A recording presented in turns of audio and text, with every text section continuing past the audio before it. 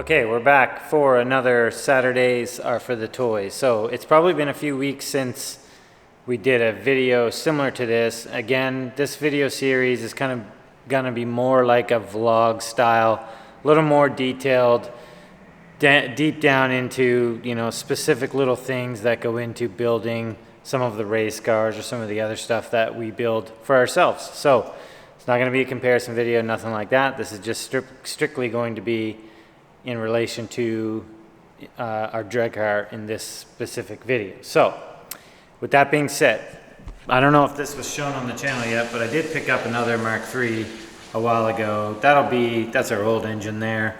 That'll be the next version of our drag car. We're hopefully gonna run the red one that you guys would have seen on the channel this year with the new engine and stuff like that.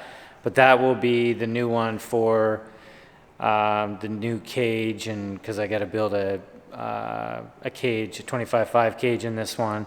It's not going to stay blue. It's going to be changed either way. That's a long time down the road. We will get to that. But in today's video, specifically, we're going to get to, as you guys would have seen, we would have been doing the dual injector bungs to run 8 injectors in the one intake manifold with one single fuel rail. So most of that stuff is done. You probably will see that in this video. A very long process for us to use a manual mill to kind of build those pieces and get them to work with this flange. Probably should have started over, but either way, we're getting closer. It is looking like a manifold again. And as you can see, I have a piece of fuel rail stock here. So today, let me get this off. Today I plan on trying to build the fuel rail for it.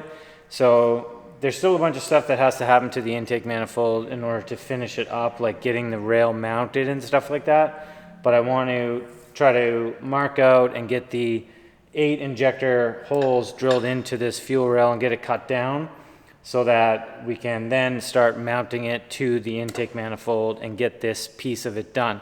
This has been way longer than expected, and picking away at it at the odd weekend and stuff, especially in the middle of summer with holidays and birthdays and all the other things going on. It's taken a long time, but this part of it's almost wrapped up. So today, specifically, I'm going to work on the fuel rail, but you'll probably see some of the footage of us machining and me welding and getting up to this point. So let's get to this part. Are you recording? Now I'm recording. Now you're recording. Hi. How many hours do we have in this? 20. Not that many, but it's a lot. It's a lot. So this is the injector bungs that we made for the dual injectors. Basically, they're gonna go two, as you can see. Instead of the 1, 1, 1. Right, instead of the initial one here. So we got to cut this down.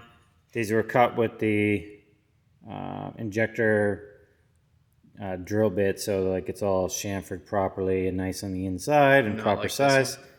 Well, that one's cut out now. No, I know, but those weren't anyway. Yeah, you're right. So this is way more work. We probably filmed a little bit of this that Clayton can add in. You know, amateur machinists. This definitely took a while, but it came out really good, so hopefully we don't butcher it, cutting it apart. Oh yeah, the stock that we used. Yeah, we started with basically like a hunk of that. Like not obviously this wide, but it was way bigger than that. And yeah. So from that to this. If we would have started with something like that, it would have been better. We used what we had. So we're going to cut this down. We're going to start tacking this on. And then, well, I brought a piece of fuel rail stock in that we're going to start making the new fuel rail to match up with how all these, oh yeah. So this is the last piece of fuel rail stock I have. So we're going to cut this and mark out and drill all the holes for the injectors. But first we got to get this cut, get them tacked onto this, and we'll start measuring out and marking and drilling and making the new fuel rail. So we'll show you guys some of that. This has literally been hours and hours and hours of work to get to this point to be able to start welding it back up. So what we've done is, I'll show you, I just gotta turn the mic around so you guys can hear me all right.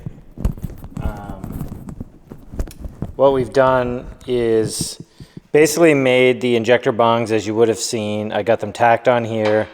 We've already set it back up in the mill and basically drilled all the way through to make sure that everything was in line, everything was straight, and I kind of, as you can kind of see in there, I've kind of tapered it all out, just endless grinding with the Dremel to kind of smooth it all out so it's all good. Same with this side of the manifold, same deal. I had to taper it out so that when this is now, sorry for all the racket, but when this is back on here, again, it'll need some cleanup, but you get the gist. The dual injectors per cylinder.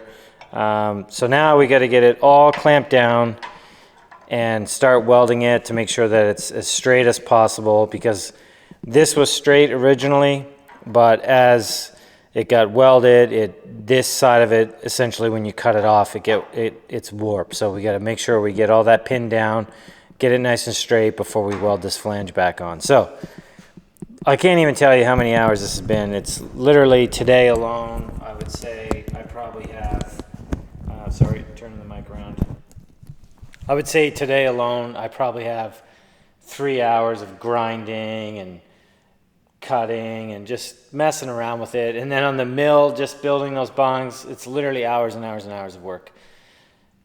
Maybe I should have started from scratch and just built a whole new manifold. I don't know. At this point, there's nothing available for a 16 valve to run dual injectors like this with a single fuel rail, so we had to make it.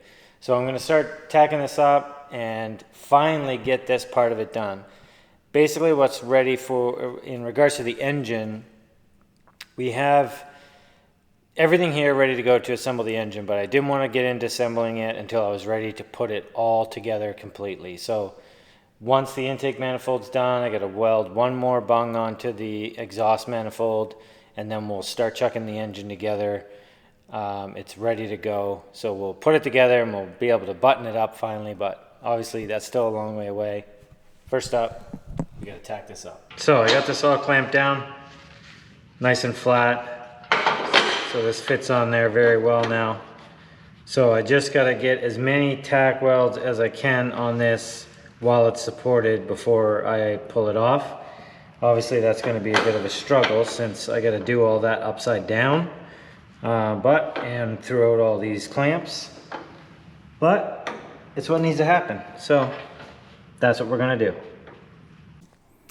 Okay, so fuel rail, plenty of fuel is going to go through that thing. Oops, not in focus.